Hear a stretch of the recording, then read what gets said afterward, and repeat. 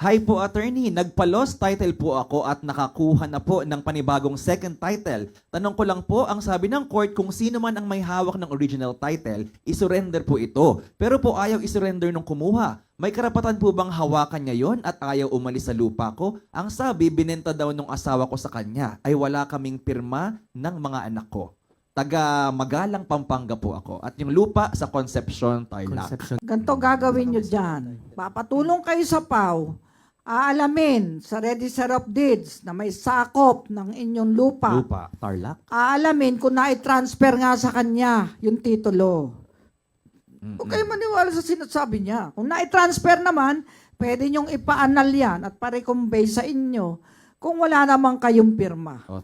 Okay po, at kailangan nyo ng public attorney. Sa Concepcion Tarlac, ang nakakasako po dyan ay ang Kapas Tarlac.